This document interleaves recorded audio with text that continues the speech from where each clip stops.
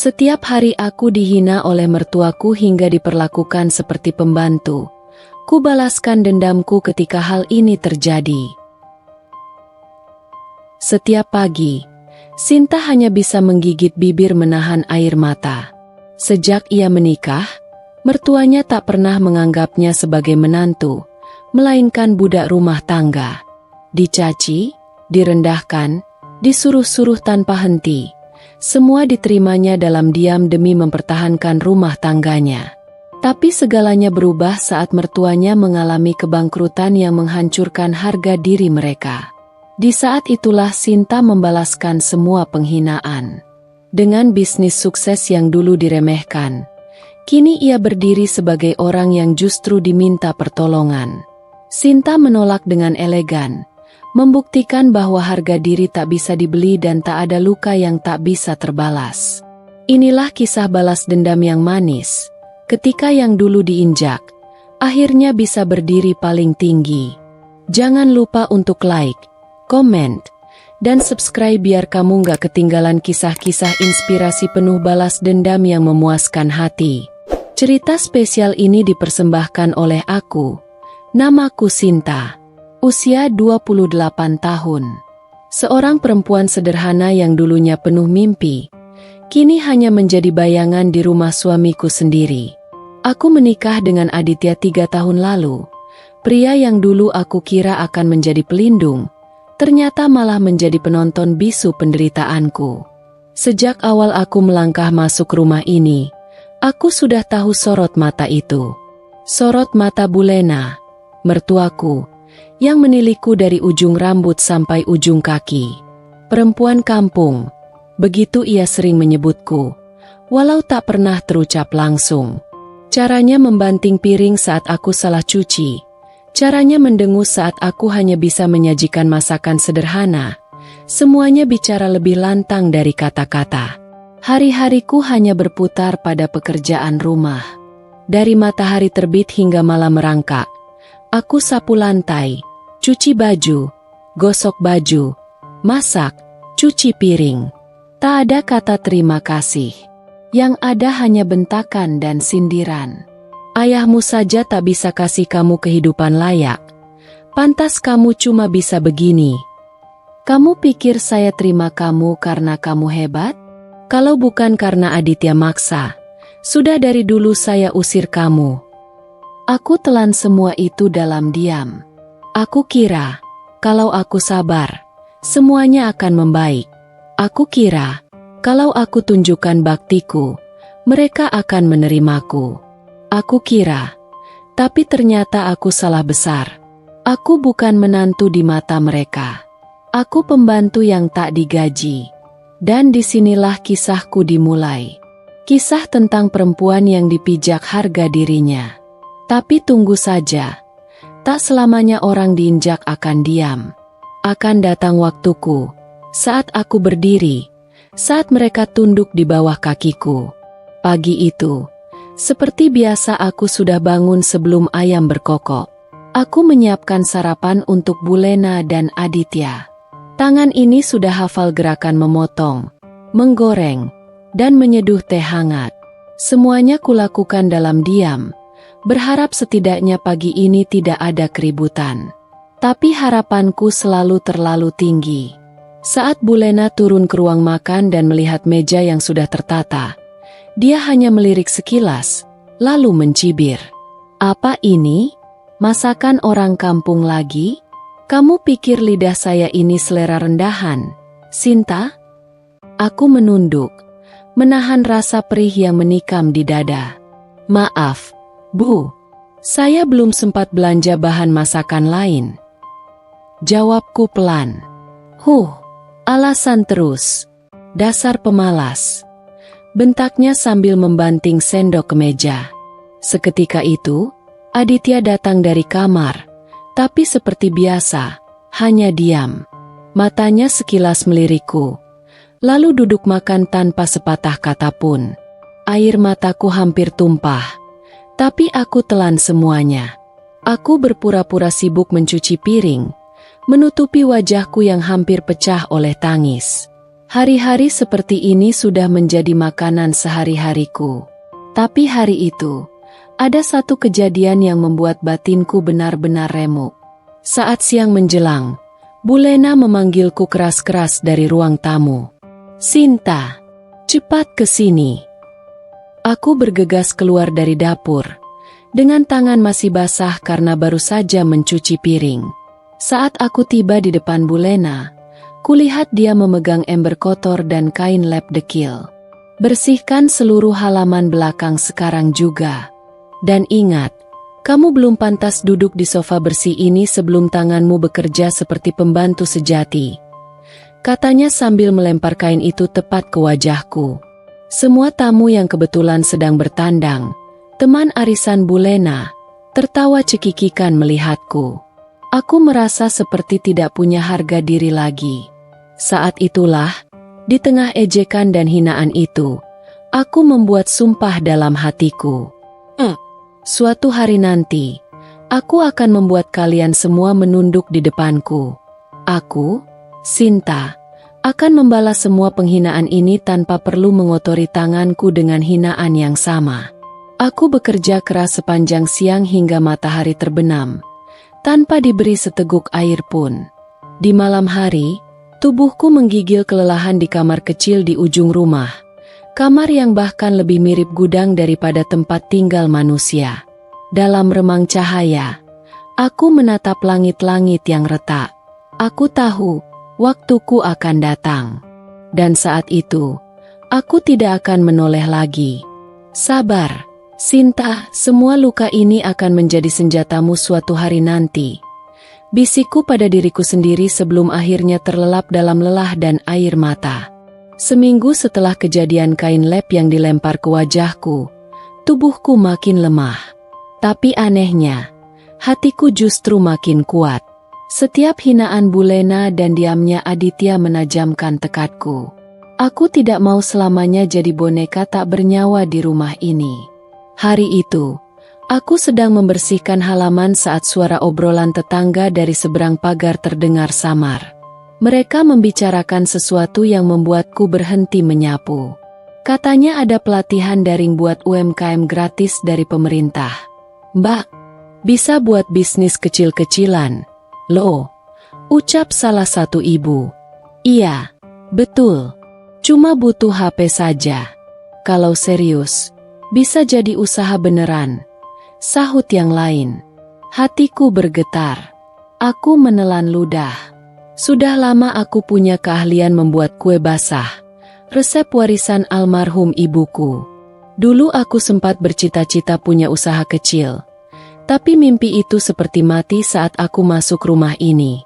Malam itu, saat semuanya sudah tidur, aku diam-diam mengambil HP tuaku yang sudah retak layarnya. Dengan sisa kuota yang kupunya, aku mencari info tentang pelatihan tersebut. Mataku membelalak.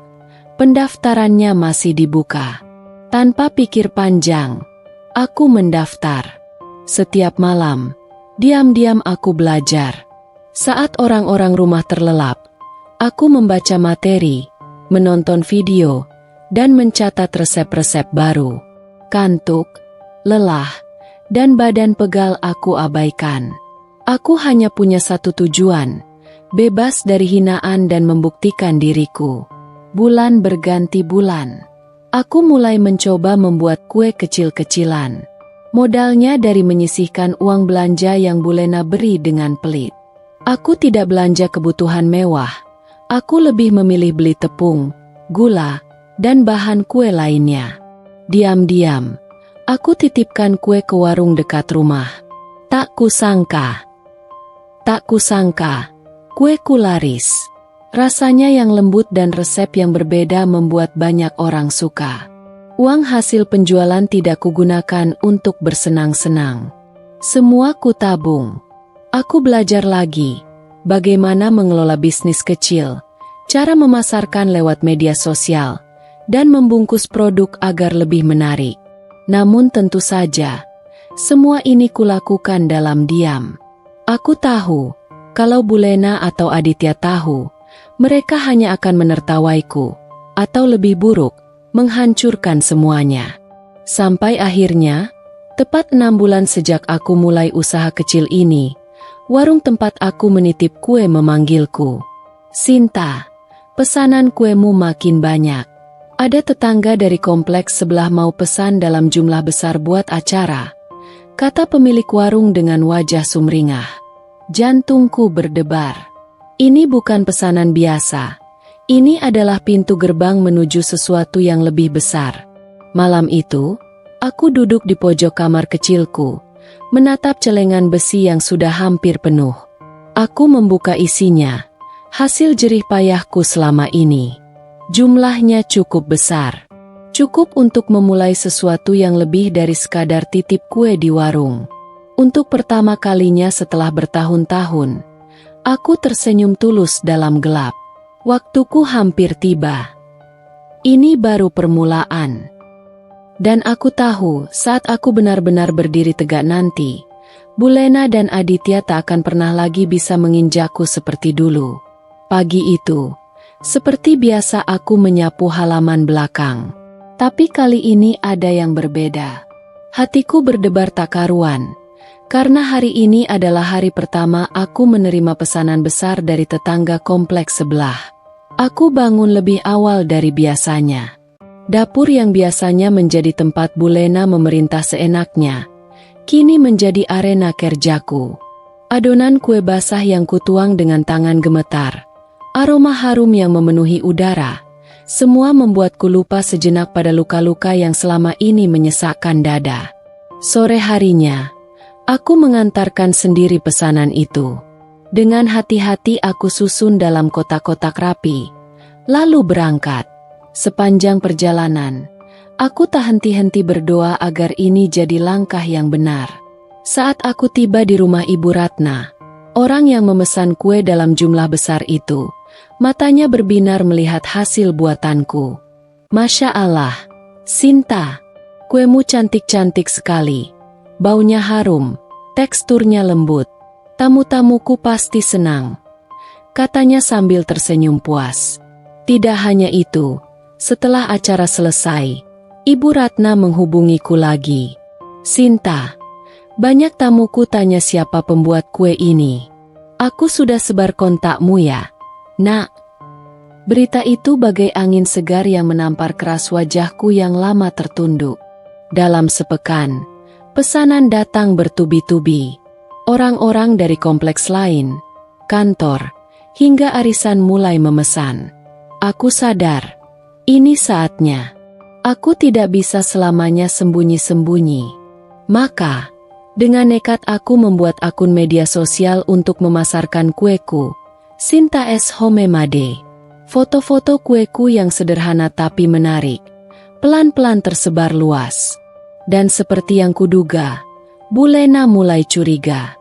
Suatu sore, saat aku sedang membungkus pesanan, Bu Lena masuk ke dapur dengan tatapan tajam.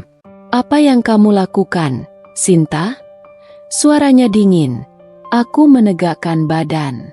Untuk pertama kalinya, aku tidak gemetar. Saya membuat kue, Bu. Ada pesanan. Dia mendengus. Jangan macam-macam. Tugasmu di rumah ini melayani saya dan Aditya, bukan main bisnis-bisnisan murahan. Aku tersenyum tipis. Maaf, Bu Lena, tapi saya tidak mengambil uang rumah. Semua bahan dan alat saya beli dari uang sendiri. Saya tidak mengganggu apapun di sini. Wajah Bu Lena memerah. Dia ingin membentakku, tapi tidak ada alasan yang bisa ia pakai. Untuk pertama kalinya, aku melihatnya terdiam kehabisan kata. Yang lebih mengejutkan, Aditya mulai memperhatikan. Suamiku yang selama ini seperti bayangan, hadir tapi tak pernah membelaku. Malam itu pulang lebih awal. Dia melihatku menata kotak kue yang rapi. Apa ini, Sinta? Tanyanya datar. Pesanan kue. Jawabku tenang. Dia memandang tumpukan kotak itu lama. Banyak juga. Aku tidak menjawab. Aku tidak butuh pengakuannya. Aku tidak butuh pujiannya. Aku hanya butuh terus maju. 2 bulan kemudian, aku menyewa kios kecil di pinggir jalan. Dengan tabungan yang cukup dan pesanan yang stabil, aku beranikan diri membuka Sintaes Homemade secara resmi. Warung kecilku ramai setiap hari, bukan hanya pembeli, tapi juga orang yang ingin belajar dariku. Media sosialku meledak. Banyak orang memuji kueku, membagikan ulang fotonya, bahkan mengundangku ke acara bazar kuliner. Nama Sinta yang dulu hanya terucap di antara caci maki Bulena, kini mulai terdengar manis di mulut banyak orang. Dan saat aku berdiri di depan kios baruku, melihat orang-orang antre membeli kueku, aku tahu, ini baru permulaan. Aku belum membalas semuanya, tapi aku sudah memegang kendali. Suatu hari nanti, Bulena dan Aditya akan melihat siapa aku sebenarnya. Bukan pembantu, bukan menantu yang bisa diinjak, tapi wanita yang bangkit dari abu penghinaan. Hari-hari berlalu dengan cepat. Warung kecilku, Sintaes Homemade, yang awalnya sederhana, kini tak pernah sepi. Bahkan aku mulai mempekerjakan 2 orang karyawan untuk membantuku membuat dan melayani pembeli. Setiap pagi aku berangkat lebih awal. Setiap malam aku pulang lebih larut. Tapi entah kenapa, aku tidak pernah merasa lelah seperti dulu saat aku diperlakukan seperti pembantu. Suatu siang, aku baru saja selesai mengantarkan pesanan besar ke kantor pemerintahan saat teleponku berdering. Nomor tak dikenal. Selamat siang, Ibu Sinta. Kami dari acara kuliner di stasiun TV lokal. Kami tertarik untuk mengundang Ibu sebagai narasumber dalam program kami minggu depan. Apakah Ibu berkenan hadir untuk berbagi kisah inspiratif usaha Ibu? Tanganku bergetar. Mataku membelalak tak percaya. Acara TV? Aku. Dengan tenang aku menjawab. Dengan senang hati, Pak. Berita itu menyebar cepat. Tak butuh waktu lama sebelum tetangga-tetangga mulai membicarakannya. Tentu saja, omongan itu sampai ke telinga Bulena. Suatu sore, saat aku pulang, aku mendapati Bulena duduk di ruang tamu dengan wajah gelap. Aditya duduk di sebelahnya. Wajahnya tegang. Kamu benar-benar sudah keterlaluan, Sinta. Bentak Bulena begitu aku melepas sepatu. Keterlaluan kenapa, Bu? Aku balik bertanya dengan nada datar. Kamu sudah bikin aib keluarga ini. Jadi penjual kue lalu pamer-pamer di TV. Apa kamu nggak tahu? Aditya itu pegawai kantoran. Keluarganya terhormat. Kamu bikin malu suamimu. Aku menatap Bulena lurus. Dulu, aku pasti sudah gemetar dan minta maaf. Tapi kali ini tidak. Bu, saya tidak pernah minta sepeser pun dari Ibu atau Aditya untuk usaha saya. Semua ini hasil jerih payah saya sendiri. Saya tidak mencoreng nama siapapun. Justru saya bangga bisa berdiri sendiri setelah bertahun-tahun diremehkan. Bulena tercekat. Matanya berkilat. Tapi bibirnya terkatup rapat. Tak bisa membantah. Aditya, yang sejak tadi diam, akhirnya angkat bicara. Kamu seharusnya bicara dulu dengan aku, Sinta. Aku suamimu. Aku menoleh padanya. Apa selama ini kamu pernah peduli apa yang aku lakukan, Di? Saat aku diperlakukan seperti pembantu di rumah ini, kamu diam saja. Saat aku menangis setiap malam, kamu pura-pura tak lihat. Sekarang setelah aku bisa berdiri, kamu baru mau bicara soal hakmu sebagai suami. Aditya menunduk. Untuk pertama kalinya, aku melihat sorot mata suamiku yang goyah. Hari pengambilan gambar di stasiun TV pun tiba. Aku mengenakan kebaya sederhana. Riasanku natural tapi rapi. Saat aku bercerita di depan kamera tentang perjuanganku, bagaimana aku memulai dari nol, bagaimana aku bertahan dari hinaan dan penindasan, aku tak menyebut nama siapapun. Tapi kata-kataku cukup jelas bagi siapa saja yang mengenalku. Acara itu viral. Banyak yang memujiku, banyak yang terinspirasi. Pesanan kue melonjak drastis. Aku bahkan mulai mendapat tawaran kerja sama dari toko besar dan supermarket. Dan inilah yang membuat Bulena dan Aditya benar-benar terguncang. Sore itu, Bulena duduk di ruang tamu. Wajahnya murung, tatapannya kosong. Ponselnya tergeletak di meja. Grup arisan dan pengajian ramai membicarakan Sinta, menantu Bulena, yang sekarang jadi pengusaha sukses. Aditya pulang kerja dengan wajah kusut. Kantor pun ikut ramai membicarakan istrinya yang kini lebih dikenal daripada dirinya. Rekan-rekan kerjanya bertanya-tanya kenapa Aditya tak pernah cerita kalau punya istri sehebat itu. Pelan-pelan, gengsi Bulena dan Aditya terkikis. Mereka yang dulu merasa tinggi, kini mulai terseok-seok di bawah bayanganku. Di kamarku malam itu, aku duduk sambil menatap buku pesanan yang penuh coretan. Aku tersenyum tipis. Belum selesai, Bulena. Adya, ini baru permulaan. Dendamku belum terbalas sepenuhnya. Seminggu setelah tayangan di TV, warungku sudah tak lagi bisa disebut warung biasa. Orang-orang dari luar kota berdatangan. Media sosialku meledak. Video kisah perjuanganku disaksikan jutaan orang. Bahkan salah satu influencer kuliner besar mereview kue buatanku dan memujinya habis-habisan. Sementara itu, di rumah, suasana makin mencekam. Bulena semakin sering mengurung diri di kamar. Jika dulu beliau selalu membusungkan dada dan bicara lantang di depan tetangga, kini beliau jarang terlihat. Kabar soal Sinta yang dulu dihina, kini jadi pengusaha sukses, sudah beredar sampai ke telinga arisan-arisan yang selama ini menjadi panggung kebanggaannya. Suatu pagi, saat aku sedang bersiap mengantar pesanan ke hotel bintang 5 yang mengajakku kerja sama, Aditya menghampiriku di dapur. Dia tak lagi berwajah angkuh. Matanya sembab. Wajahnya lesu. Sinta, aku mau bicara, ucapnya pelan.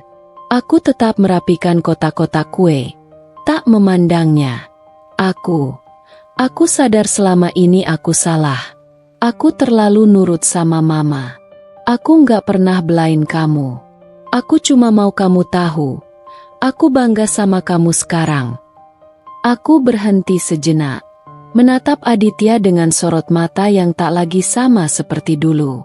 Dulu, kamu bilang aku bikin malu keluarga karena jualan kue. Sekarang, setelah aku dikenal orang, kamu bangga. Suamiku terdiam, bibirnya gemetar.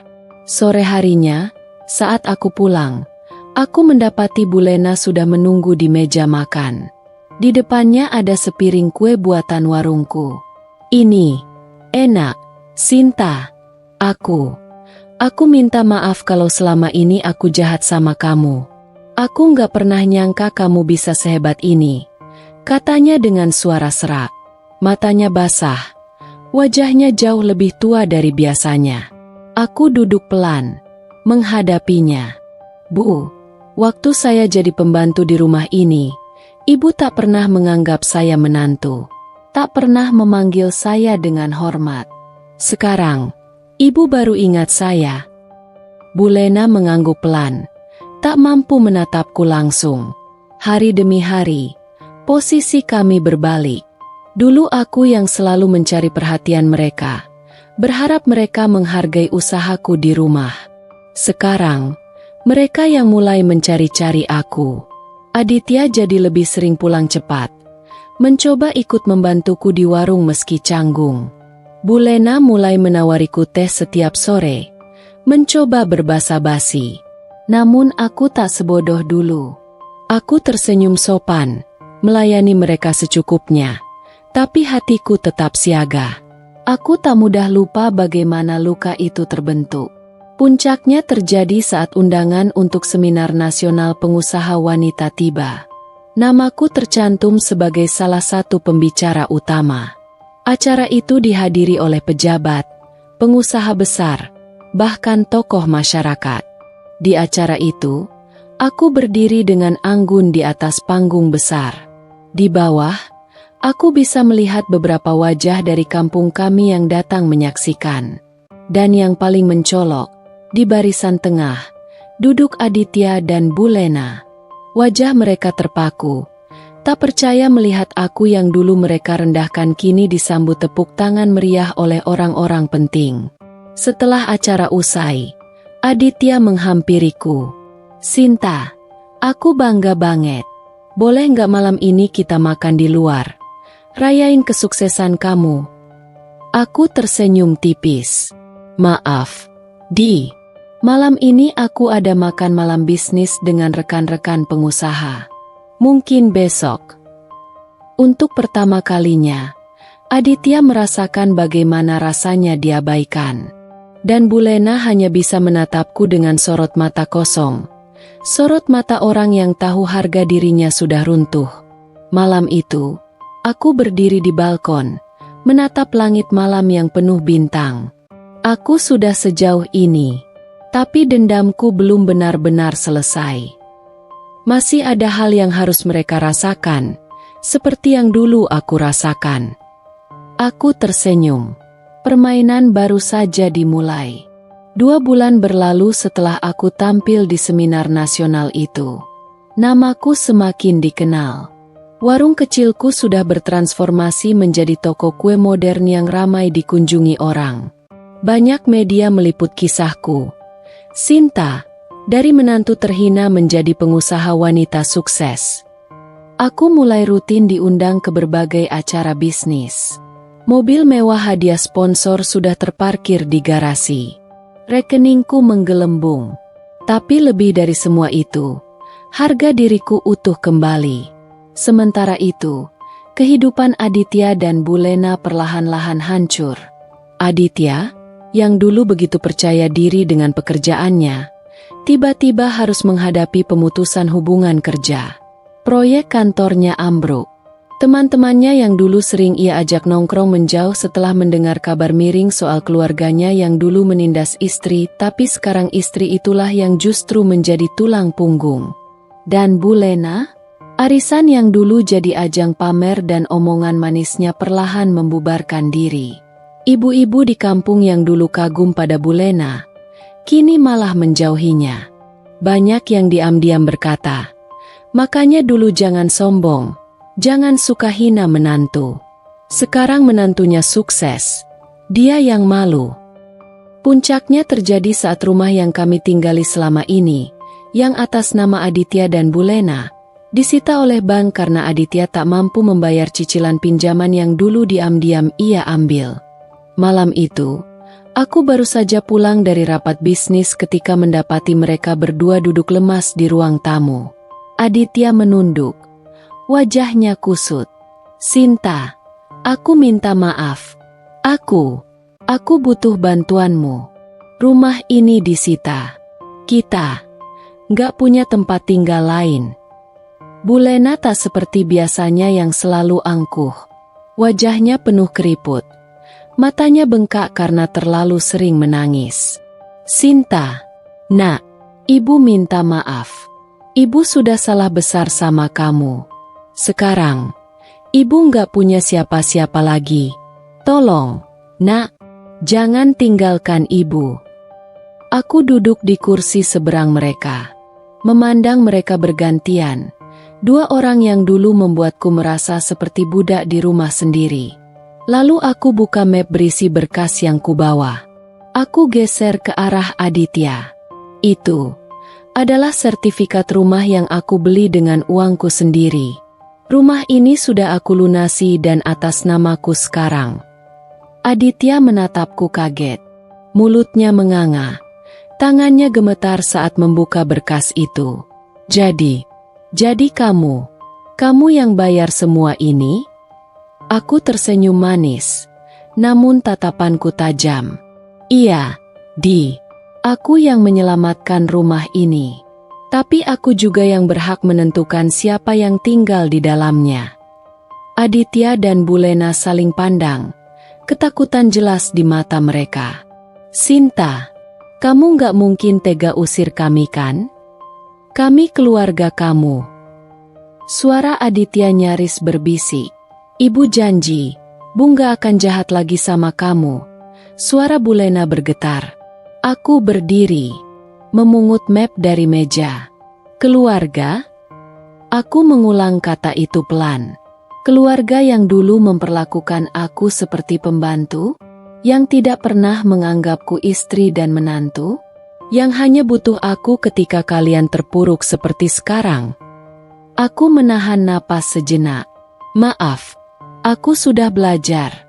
Aku tidak perlu orang yang hanya mengaku keluarga saat mereka butuh. Lalu aku melangkah menuju pintu. Mulai besok, aku beri kalian waktu 3 hari untuk keluar dari rumah ini. Cari tempat tinggal sendiri. Aditya memeki kaget.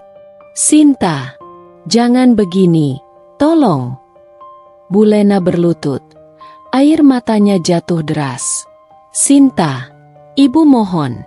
Ibu salah. Ibu mohon jangan usir ibu. Aku hanya menoleh, tersenyum penuh kemenangan. Selama ini kalian yang membuat aku bertekuk lutut. Sekarang, biar kalian yang rasakan bagaimana rasanya berlutut dan memohon pada orang yang kalian rendahkan dulu. Aku melangkah keluar dari rumah. Dendamku akhirnya tuntas. Tapi aku tahu, ini belum akhir dari cerita. Karena setelah mereka pergi, hidup baruku yang penuh kemenangan akan benar-benar dimulai. Setelah Aditya dan Bulena meninggalkan rumah yang selama ini mereka anggap sebagai tempat perlindungan, aku merasa dunia seolah terbuka lebar untukku. Mereka pergi dengan tangan kosong, membawa kekalahan yang harus mereka tanggung sendirian. Aku masih ingat betul bagaimana perasaan mereka saat aku mengusir mereka dari rumah itu. Perasaan yang selama ini ku cari, rasa kemenangan yang manis, namun tak membuatku puas sepenuhnya. Hari-hari setelah mereka pergi, hidupku berubah drastis. Bisnis kueku semakin berkembang, dan aku mulai membuka cabang baru. Aku bekerja keras, dan setiap kali aku menatap cermin, aku merasa semakin kuat. Aku bukan lagi perempuan yang hanya bisa menunggu untuk dihargai. Kini, aku tahu bahwa hargaku tak bisa ditentukan oleh siapapun. Namun, meski bisnis berjalan lancar, ada satu hal yang masih terasa ganjil. Aditya. Setelah peristiwa itu, aku tidak lagi mendengar kabar darinya. Terkadang, aku merasa seolah Aditya menghilang begitu saja, seperti bayangan yang menguap. Bahkan aku mulai bertanya-tanya apakah ada bagian dari hatiku yang masih berharap ia bisa berubah. Tapi aku tidak pernah memberinya kesempatan itu lagi. Suatu malam, aku duduk di balkon apartemenku yang baru, menatap kota yang sibuk dengan cahaya gemerlap. Aku menyadari bahwa di tengah semua kesuksesanku, aku tidak benar-benar merasakan kebahagiaan yang utuh. Mungkin karena ada satu bagian dari diriku yang masih merasa kehilangan. Tepat saat itu, ponselku bergetar. Nama yang muncul di layar adalah Aditya. Aku terdiam sejenak. Apa yang harus kukatakan? Aku terima teleponnya, dan suara Aditya terdengar gemetar. Sinta, bisa kita bicara? Aku minta maaf. Aku terdiam.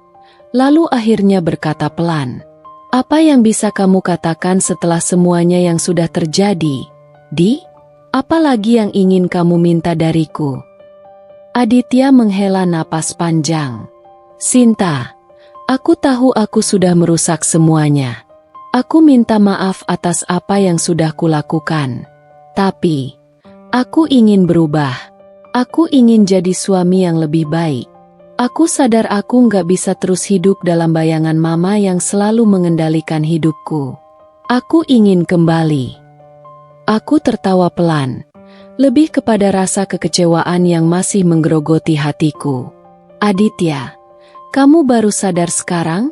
Kamu baru mau berubah sekarang? Aku sudah terlalu lama hidup dengan bayanganmu yang palsu.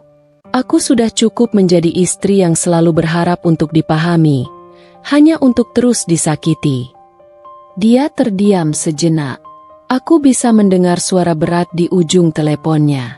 Sinta, aku benar-benar menyesal. Aku tidak tahu apa yang harus kulakukan untuk membuktikan semuanya. Aku cuma ingin kembali ke sisi kamu. Aku tersenyum, tapi senyum itu terasa kosong. Aditya, kamu harus menerima kenyataan. Kamu sudah pergi jauh.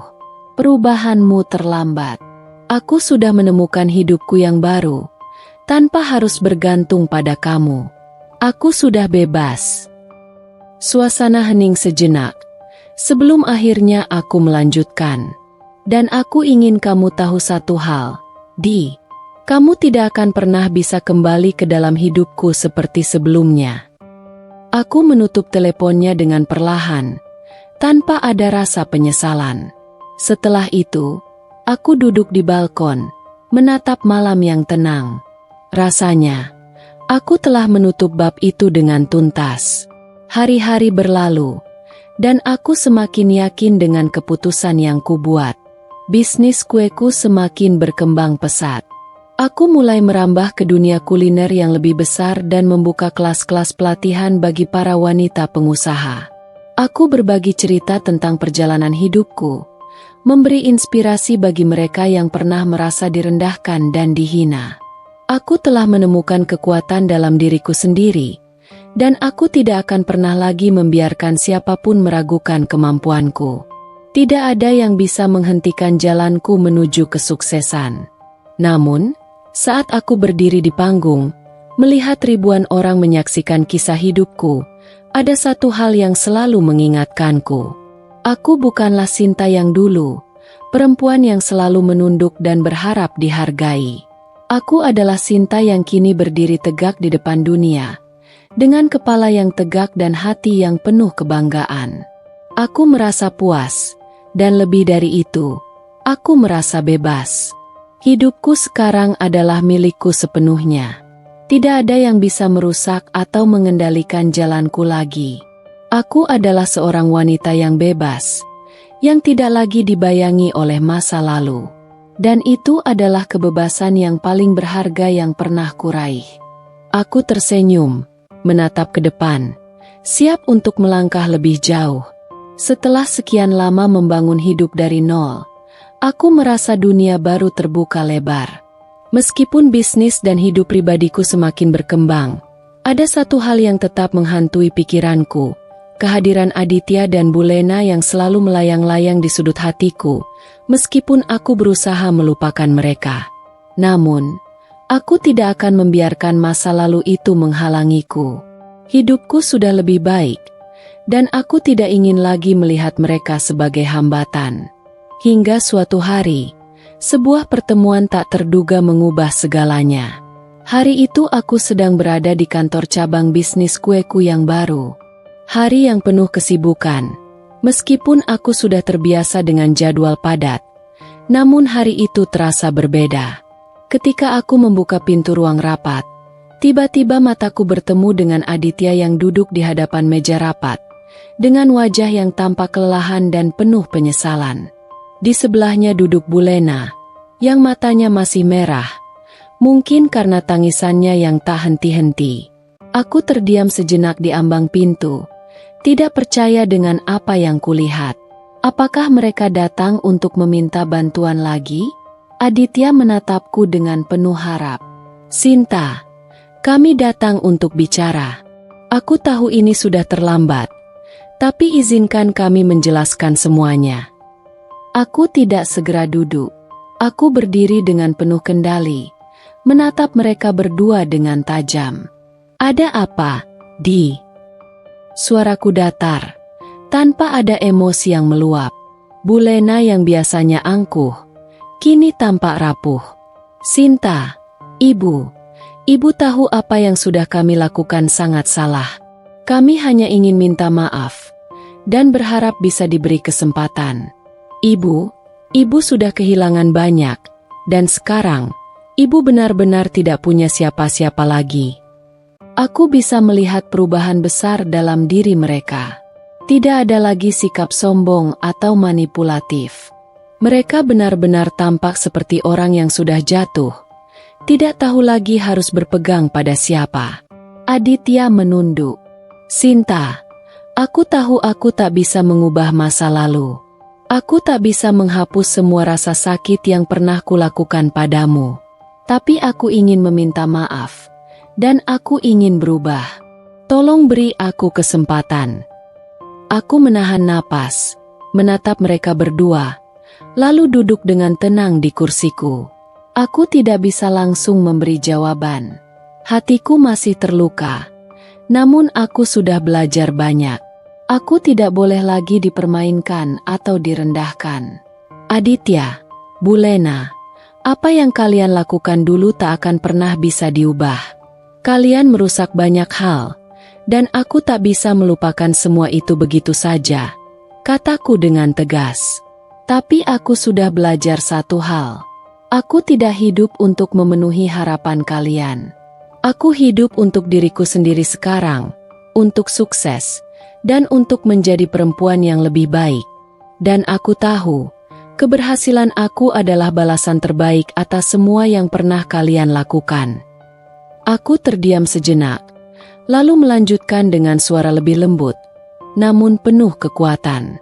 Tapi jika kalian benar-benar ingin berubah, jika kalian ingin bertanggung jawab atas semua yang telah kalian lakukan, maka aku tidak akan menutup pintu untuk kalian. Aku bisa memberi kalian kesempatan untuk membuktikan bahwa kalian bukan orang yang sama lagi. Kata-kata itu mengendap di udara, dan aku bisa melihat ada sedikit harapan di mata Aditya dan Bulena. Namun, aku juga tahu bahwa keputusan ini bukan hanya tentang mereka. Ini tentang aku. Keputusan ini adalah tentang seberapa besar aku menghargai diriku sendiri. Aditya tampak menghela napas lega, sedangkan Bulena menyeka air matanya dengan cepat. Terima kasih, Sinta. Terima kasih atas kesempatan yang kamu berikan. Kami akan berusaha lebih keras untuk berubah.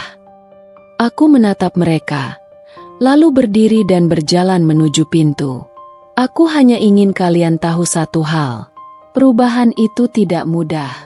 Dan jika kalian ingin benar-benar kembali, kalian harus membuktikan bahwa kalian bisa jadi lebih baik, bukan hanya untukku, tapi untuk diri kalian sendiri. Aku membuka pintu kantor dan melangkah keluar. Rasanya, aku sudah cukup memberikan mereka kesempatan. Tidak ada lagi ruang untuk penyesalan atau kembali ke masa lalu. Hidupku sekarang penuh dengan kemungkinan baru. Keesokan harinya, ketika aku melangkah ke kantor, sebuah kejutan besar menanti. Sebuah tawaran besar datang dari seorang investor yang ingin bekerja sama dengan bisnis kueku, menawarkan aku kontrak besar yang bisa membawa bisnis ini ke pasar internasional. Aku tersenyum, menyadari bahwa hidupku sudah berubah. Aku sudah keluar dari bayang-bayang mereka, dan kini aku bisa berdiri sendiri, tanpa mengandalkan siapapun. Keberhasilan ini adalah bukti bahwa aku lebih dari cukup. Ketika aku menandatangani kontrak itu, aku tahu, ini bukan hanya tentang bisnis atau uang, ini adalah simbol dari kekuatan dan kemerdekaanku. Aku memandang keluar jendela, merasakan angin yang menyegarkan. Sinta, seorang wanita yang dulu dihina, kini berdiri di puncak keberhasilannya. Aku tahu, ini baru permulaan. Aku tidak akan pernah berhenti, dan aku akan terus berjuang untuk masa depan yang lebih baik. Tanpa mereka, tanpa siapapun yang mencoba menghalangi langkahku. Karena aku, Sinta, adalah wanita yang tak bisa dihentikan. Hari demi hari, aku semakin merasa yakin bahwa keputusanku untuk tidak menyerah pada masa lalu adalah langkah yang tepat. Bisnisku semakin berkembang pesat. Klien datang dan pergi, dan setiap langkah yang kuambil menuju masa depan semakin terasa lebih ringan. Namun, meskipun aku bisa menjalani hidup yang lebih baik, ada perasaan yang masih mengganggu, Aditya dan Bulena. Entah kenapa, meski aku sudah membiarkan mereka masuk kembali dalam hidupku, ada rasa ragu yang selalu menghantui setiap kali mereka muncul. Apakah mereka benar-benar berubah? Atau hanya mencoba untuk mendapatkan ampunan karena merasa bersalah? Pada suatu malam, ketika aku sedang mempersiapkan diri untuk rapat besar dengan investor baru, aku menerima sebuah pesan dari Aditya. Pesan yang sangat berbeda dari yang biasanya. Sebuah permohonan yang tidak bisa diabaikan. Sinta, aku ingin berbicara denganmu. Ada hal yang perlu aku katakan tentang masa depan kita. Aku sadar aku tidak pantas meminta lebih. Tapi aku tidak ingin kita berakhir seperti ini. Aku masih mencintaimu dan ingin memperbaiki semuanya. Aku tahu aku sudah banyak salah.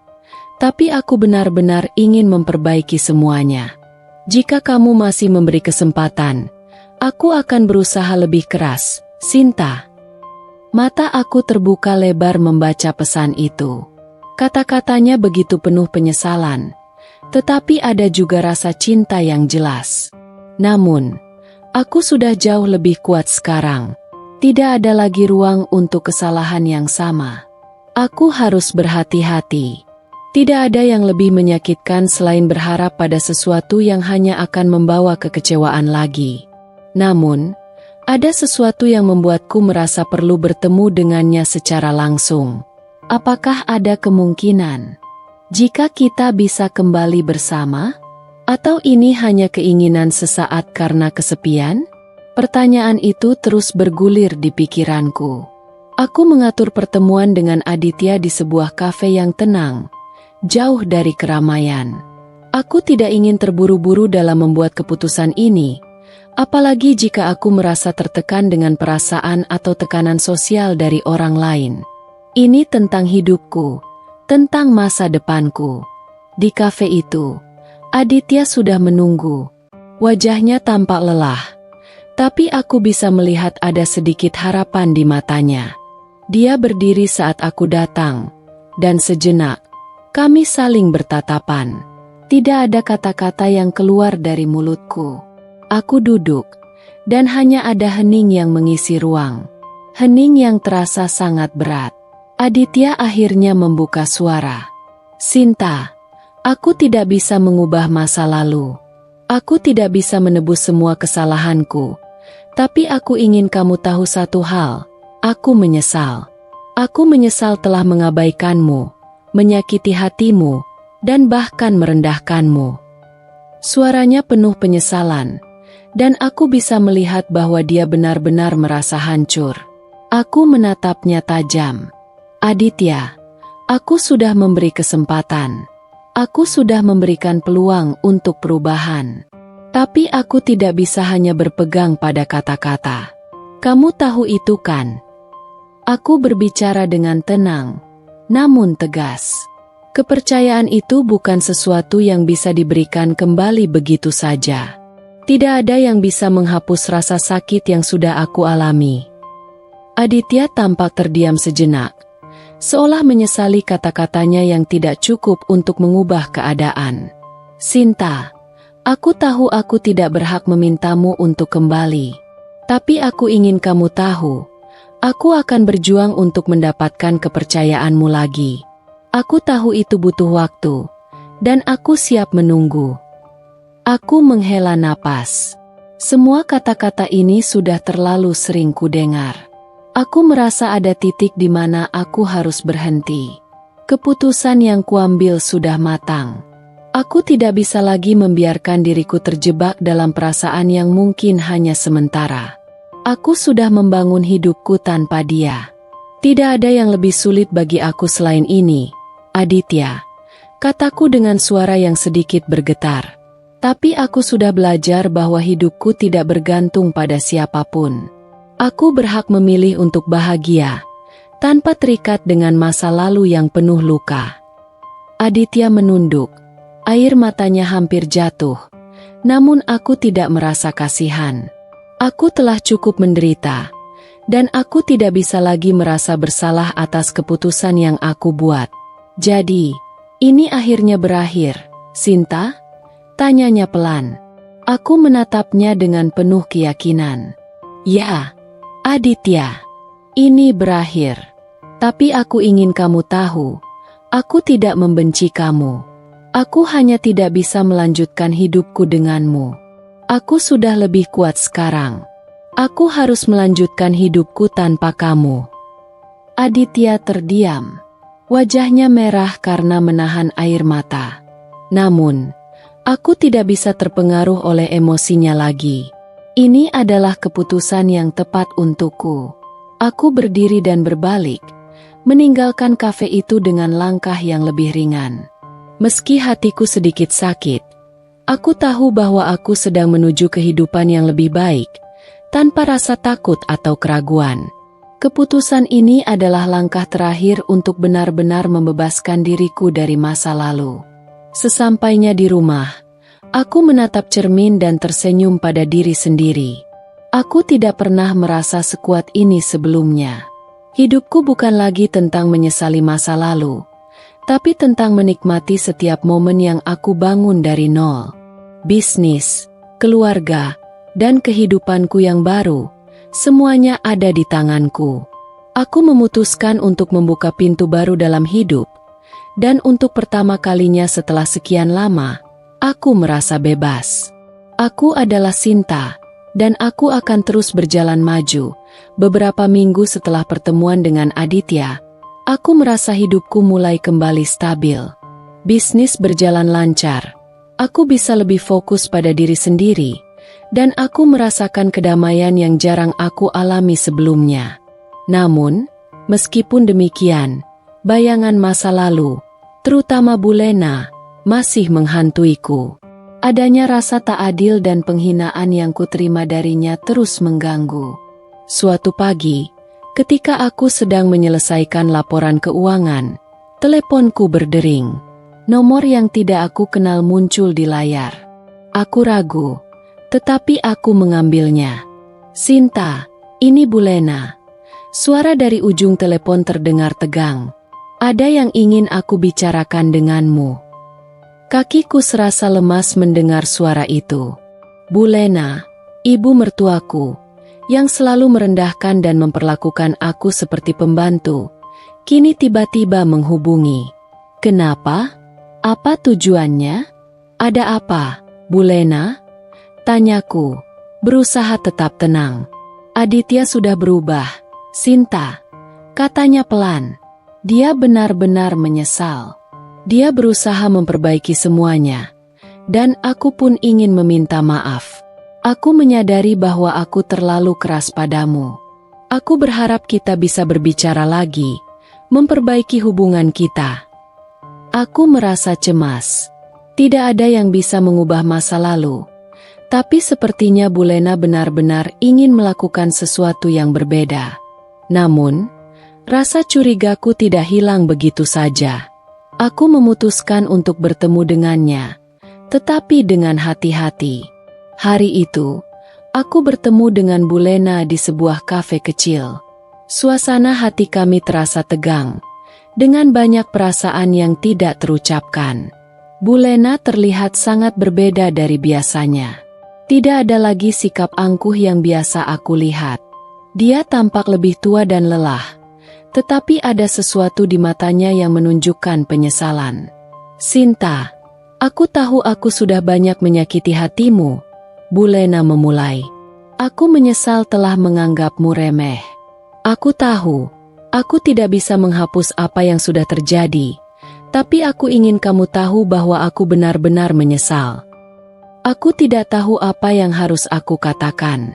Semua luka lama terbayang begitu jelas. Apakah ini hanya kata-kata?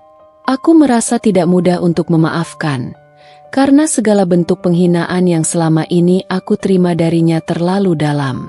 Tapi, aku ingin menunjukkan pada dirinya bahwa aku bukan lagi Sinta yang dulu, Sinta yang mudah disakiti dan diabaikan."